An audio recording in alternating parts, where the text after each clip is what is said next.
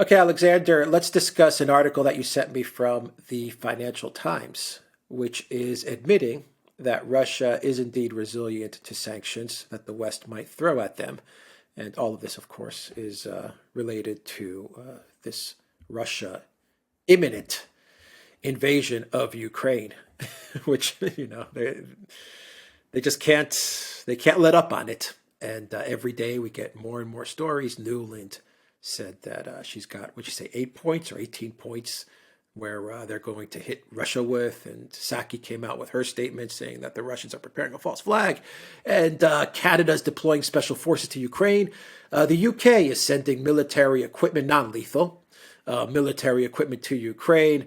And, they're stuck on this Russia invasion of Ukraine. And, the sanctions have been focused at this point in time on Nord Stream 2, and I would say on SWIFT, Yes. cutting off of SWIFT. And of course, we had to talk about no iPhone components and stuff like that, which is ridiculous. But anyway, what do you think about this Financial Times article and all the other sideshow activity that is taking place in and around Ukraine? Well, before we get to the Financial Times article, I just wanted to mention another article which has been in Bloomberg, which says that Putin is winning without moving a single tank.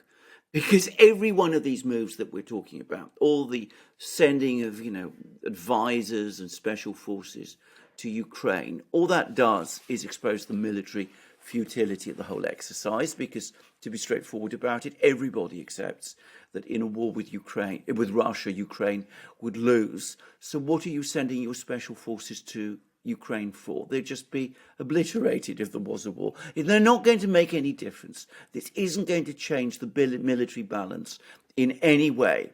And the sanctions, it's been fascinating to see how we're gradually moving away from a position of we're going to crater the Russian economy to increasing doubts about the capacity of sanctions to achieve the effect intended on Russia and the real danger of blowback on the West.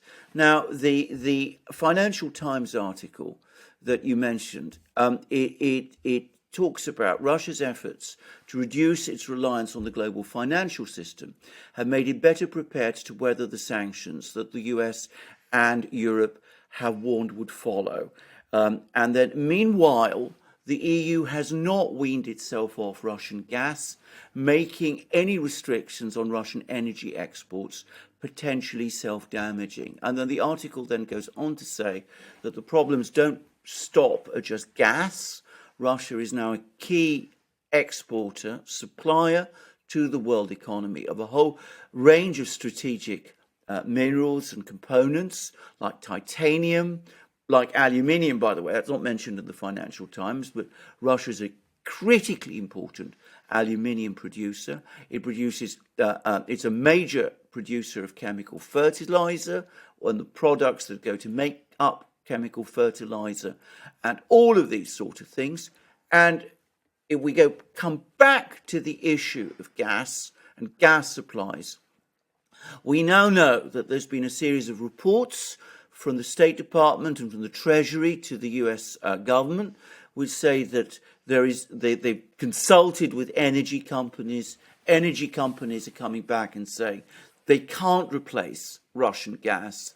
Russian gas is too important to the global energy mix.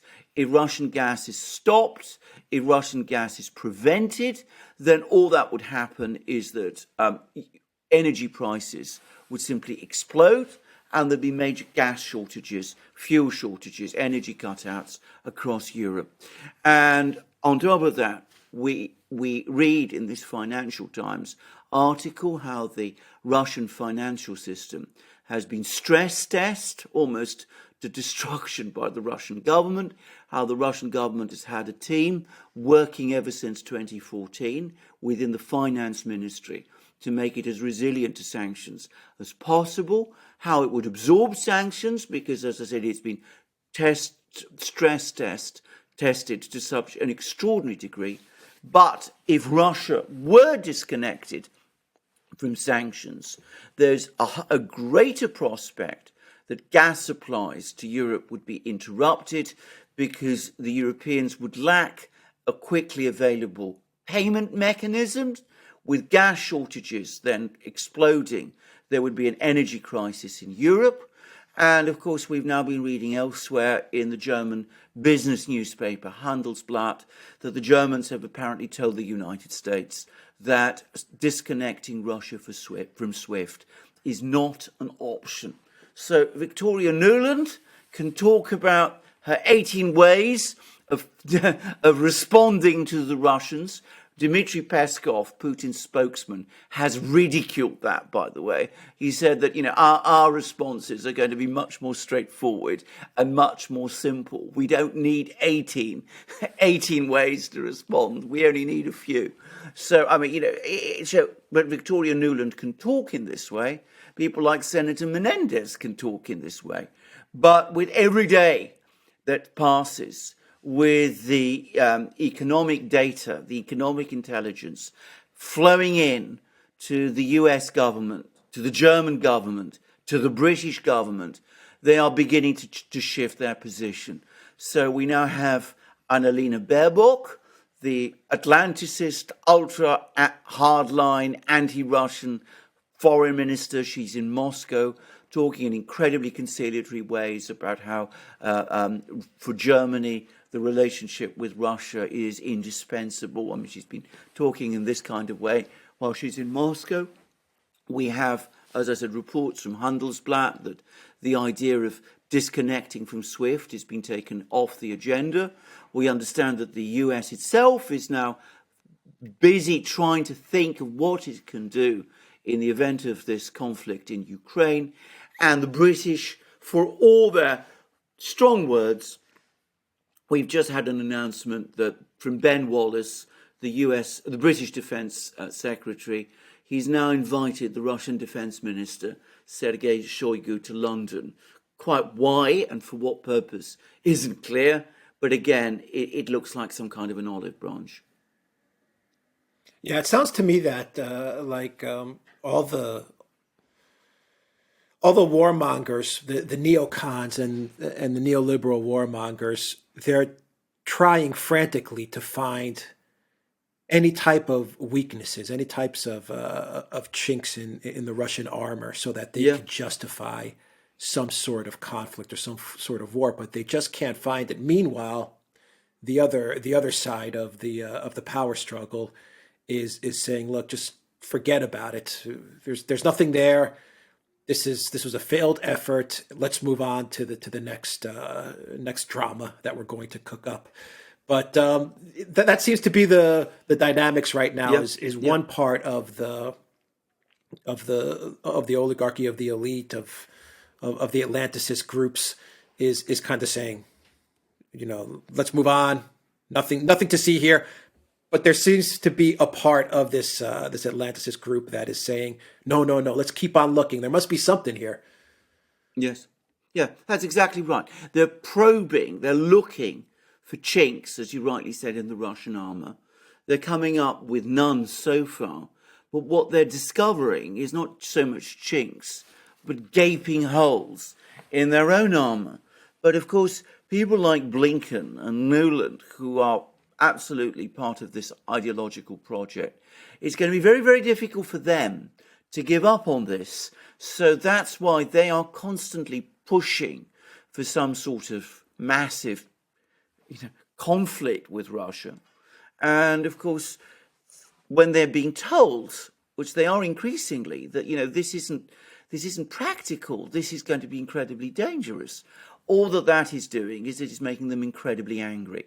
But then, of course, you get the other side, as you correctly say, of the equation. People like,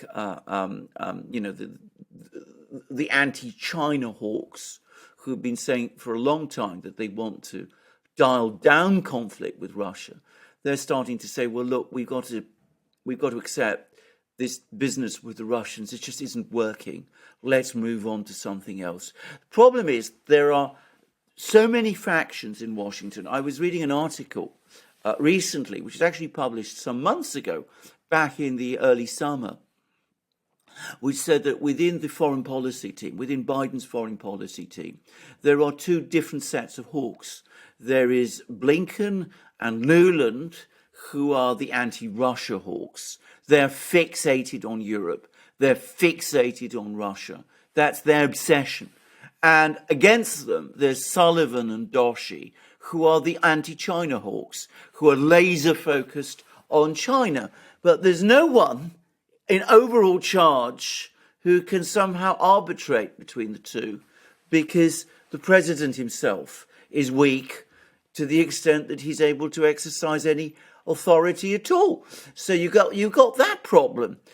But what I suspect is going to happen is over the next few days and weeks, you're going to get more and more of the economic advisors, people in the Treasury Department, people in the Commerce Department, people in the various arms, the industrial and economic arms of the various European governments, especially Germany's, but also France, Italy. They're going to come round and say, look, this idea of a conflict with Russia over Ukraine, it's an absolute non-starter. And for simple economic reasons, we can't do it. By the way, it's because they're running out of real options that they're coming up with fantastical ones, like sending special forces, which could achieve nothing, to Ukraine, like talking about waging partisan war in Ukraine, which is a hopeless and extremely dangerous idea, by the way, dangerous idea for the West, that is, and ideas about sanctioning Putin in person, which is also a pointless idea. I mean, what is that supposed to achieve anyway? Yeah, I just want to say that these hawks, these anti-Russian hawks, still might win. I mean, we've seen crazy stuff happen in the past couple of years. So, they still might sanction Russia off of SWIFT, or they still might do some sort of proxy partisan training of Ukraine forces in Europe. Who knows? It doesn't look like that, but I always leave a 5% on the table because, it's a crazy world out there and who knows what's going to happen. But looking at Annalena Baerbock, she goes, the German foreign minister, she goes to Russia. Obviously, she was told to stand down because she has been anti-Russia. Let's go to war. Let's take on Russia. Let's cut off Russia. Let's sanction Russia from top to bottom for God knows how long. But obviously, she was told, look, when you go to Russia, stand down. Talk nice, it's over. And that's what she did. And it looks like the calculus now is, as I'm watching the media as well, is we got to let go of Russia and we have to now maybe refocus again on China. Let's take another run at China because I'm hearing a lot of talk of the Beijing Games. And a lot of news media outlets are starting to talk the Beijing Games, the human rights violations, the lab over there. And you can start to hear a lot of news pundits who are coming out and saying, look at China as they're going to have the Olympic Games. Look at all the things that they're doing wrong. And I'm starting to sit there and say, okay, so maybe we're going to dial down Russia, nothing there. And now let's take another go at China. And that may very well be what we may be looking at as we enter February. Absolutely, and then you don't talk about Russia at all, and you let the whole story about the Russian invasion of Ukraine die. you don't explain why it never happened. You just pretend that it. You just forget about it. It was something that never took place. It was a story that never happened. You just move the circus on to the next field. That it does seem to me is very much the playbook nowadays. What happened yesterday never happened. There was never any issue about Russia invading Ukraine. Everything is as always. So I think that is entirely likely. The one thing I would say is that you put it at 5%, that the Blinkens, the Nulands, the people of that kind would win. I'm afraid I would put it much higher than that. One should not underestimate the ability of these people to cause enormous trouble. I mean, there's a whole senatorial delegation in Kiev at the moment. There's rumblings in Kiev itself, that they're prepared to fight to the death. It's quite possible somebody in Kiev could do something unbelievably reckless and unbelievably stupid. And of course, Nuland, who is a pretty tough and ruthless political operator who knows how to pull the strings, she might be able to provoke something as well. I think on balance that they'll be put back in their box, but don't discount them. I mean, as you rightly say, these people haven't yet lost. They're still there and they're still fighting and they might win. So I think on balance, you're absolutely right. I think in a few weeks' time, Russia will be yesterday's news, which will mean that it is no news. China will become the big news story again. We've had a really weird, very bizarre story about a Chinese so-called spy giving money to a British MP, for example. It's an odd story, which perhaps repays some discussion. But I mean, we've clearly got again an attempt to move the dial back to China, and it could very well be that the Russia thing will just be allowed to fade out. Yeah, I mean, they always keep it, simmering in the background so they can bring it up again. Yeah. So, I mean, they'll never extinguish the Russia thing. No, of course not. But they'll just put it, on the back burner and put the dial lever to simmer a little bit. And then they're going to focus on China. And I think the Olympic Games it's just too much of a shiny object, too much of an opportunity for these anti-China people to let go of. I mean, there's no way they're just going to let the Olympic Games go without trying to stir some sort of controversy or conflict or something. Exactly. It's almost a compulsion for these people. And I mean, I spoke about, the divisions between the Blinken group, which is fixated on Russia, and the Sullivan group, which is fixated on China. But ultimately, they're both neocons. They're just neocons with a different focus. But as they're both neocons, ultimately, if they can find something to gang up against, they will do it. And they will gang up. I mean, Nuland will be, no doubt, bitterly disappointed that she hasn't got her war against Russia. But that's not to say that, she will be unhappy if there's a smash up with the Chinese. On the contrary, they revel in that kind of thing. Yeah, here's an off-topic question that I'm kind of related. And I don't know if you even have the answer to this. Because it relates a little bit to Djokovic, but not so much. Listen to what I'm going to ask you. Okay, Australia kicked out Djokovic. There's rumors that Macron in France and in the UK, they're going to pass the same type of restrictions for jabs in order for tennis players to come and play. Do you know what China's policy is going to be for the Olympics? That's my first question. I don't know. Do you know if they're going to put this, everyone has to be jabbed in order to come to the Olympics? Or do you think they're going to take a much more broad and lenient type of policy to say, look, as long as you're a competing athlete and you have the necessary paperwork and the visas and the tests, you're fine? That's just my first question. And wouldn't it be interesting if they do take that type of broad policy towards athletes and say, everyone's welcome, we're going to work with the athletes regardless of their beliefs, and just try to get them to participate. And then when people start to question their human rights and stuff like that, the Chinese can come and say, well, you guys are one to talk, because for us, when we host a sporting event, we want it to be inclusive of everybody. And we want to work with the athletes and their personal beliefs and their health beliefs, while you guys in the West, Australia, France, possibly UK, this is what we're hearing about France, UK, you want to cut everybody off from competing in international events. I was just thinking about that, and I just wanted to kind of throw it at you. My own guess, and it has to be a guess. I can't be certain what's being talked about in Zhongnanhai, the Chinese leaders' compound in Beijing. But my guess is that the Olympics is so important to China that they will bend over backwards to be as flexible as they can to get the largest number of athletes and sports people participating. I don't think they're going to want to do a Djokovic. I don't think they want anything like that to happen to spoil to spoil the Olympic Games, especially with the Olympics coming under attack.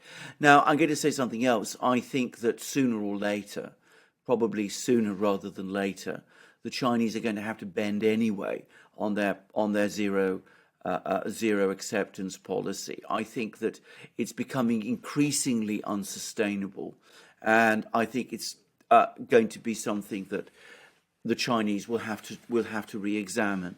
But that's going to be difficult for them because they've invested so much and so much propaganda in it. But I can't see how they can keep it going indefinitely any longer. And I'm sure there are people in the Politburo and people advising the Politburo who are explaining this to them. But I think, on balance, to come back to your question, I think they will relax on entry of athletes to the games. And who knows? I mean, the Chinese have an extraordinarily well-honed propaganda machine. I call it that. I think one should. I call propaganda wherever it comes from. They have a very well-honed propaganda machine. Why shouldn't they make running? Why shouldn't they run with the story that China is welcoming to athletes and respects them and respects their rights and their feelings, whereas the Westerners don't? Yeah, I was just thinking about that, and I just thought to myself, that could be something that the Chinese propaganda machine does run with, if it is the case that they're going to be accepting of all athletes.